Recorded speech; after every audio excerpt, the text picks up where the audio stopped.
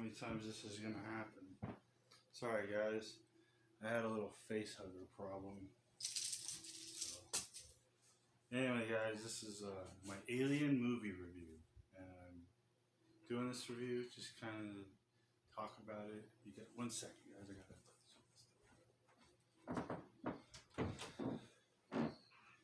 Alright. So today we are talking about Alien. And man, this movie is over 40 years old.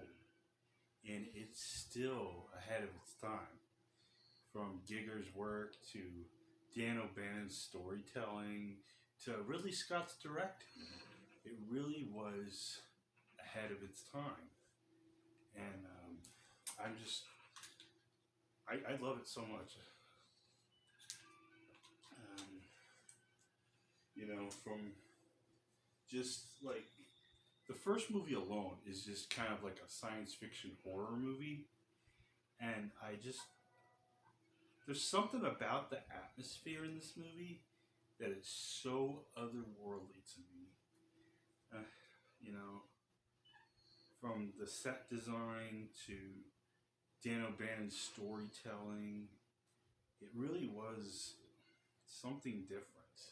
And I was actually lucky enough to see it at a movie theater for a Fathom event, a one-night screening. I saw Alien, and there was some people in the theater that would laugh at it, like at some certain scenes, like when Dallas was in the shoot, and it went.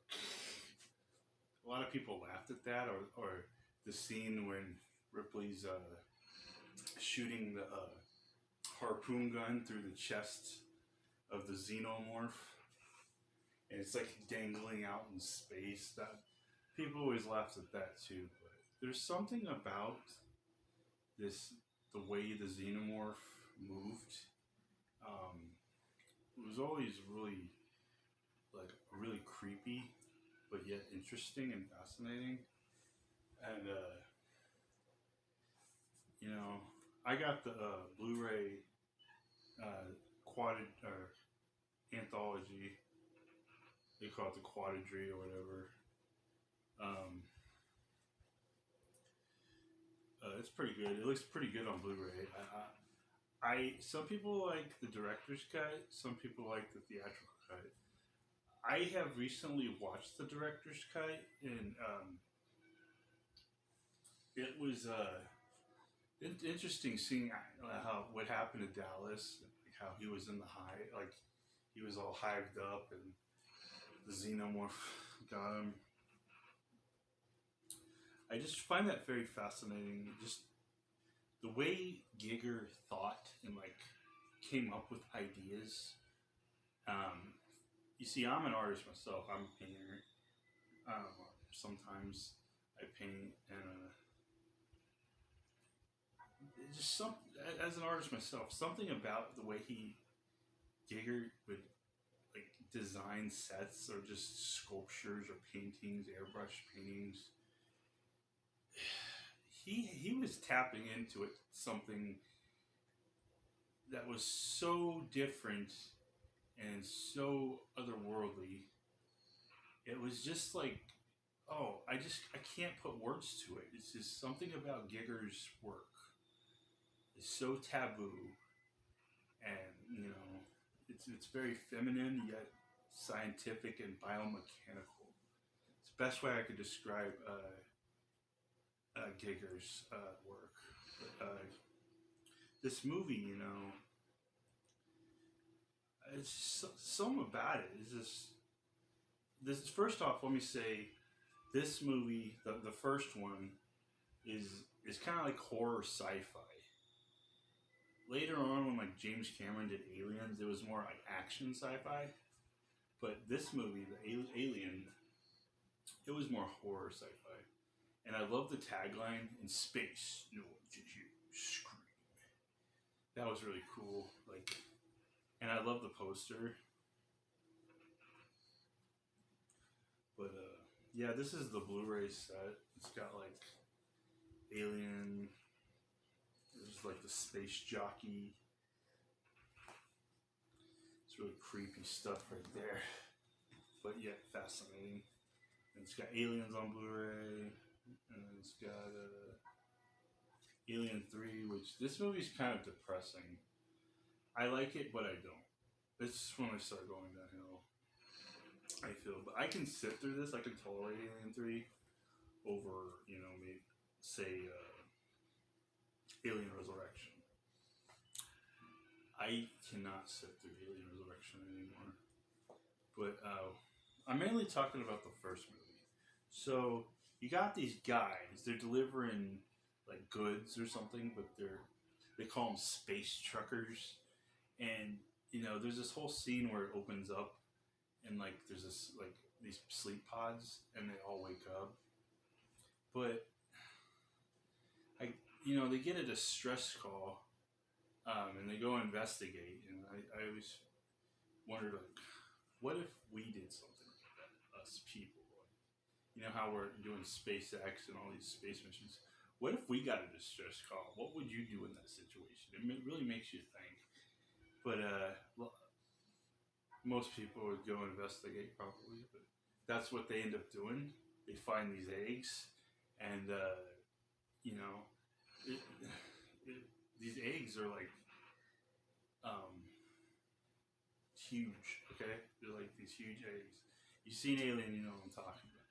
But the guy goes down in there to check it out, and he gets a face hugger on him and stuff, and I'm just like, dude, why'd you do that? And so he does that, and then they take him on board the ship, and Ripley didn't really originally want that, but first off, let me say the evolution of the xenomorph is really cool because it starts out a face hugger, and it launches you on, and does something to your throat, and then there's this chest burster that pops out. It's really cool, and I always found that the evolution of the xenomorph fascinating.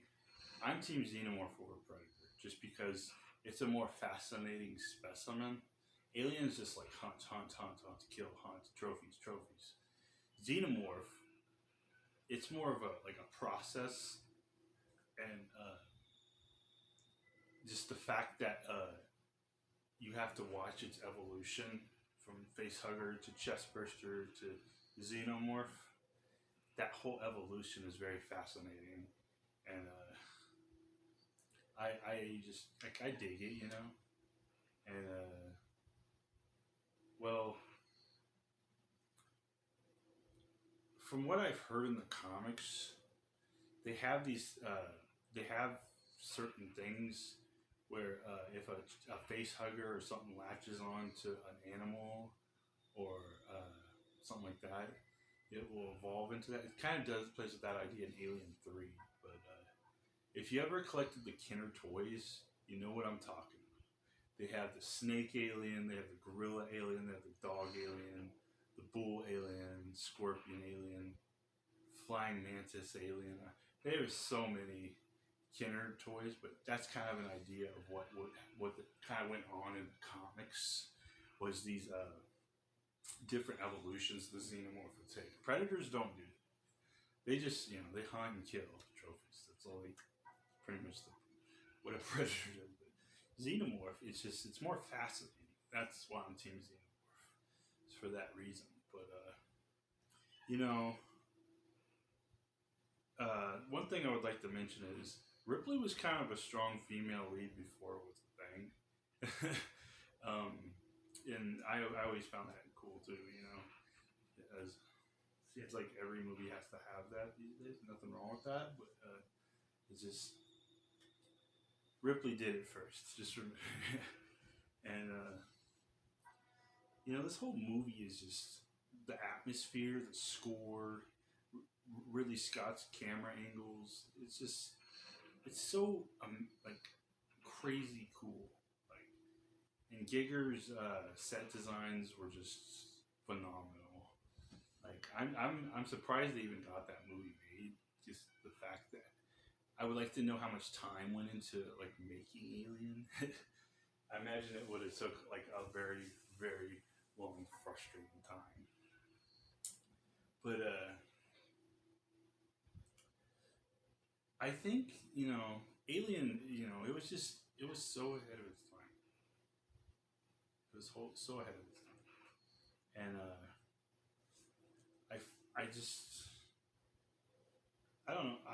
Wayland Utani, the whole Wayland Utani thing was cool. Uh, he was collecting the specimens and stuff in the comics and studying them. But yeah, Alien, my all-time favorite movie of the franchise would be the one that started it all, Alien.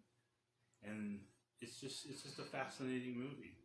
I could go on and on about it, but just know that it really changed the way we look at like science fiction and stuff like that. It was very ahead of its time. I will always say that because it's the truth.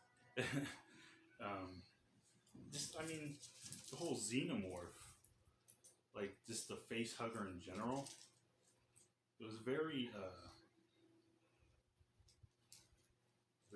fascinating, very spider like with its tentacles and stuff.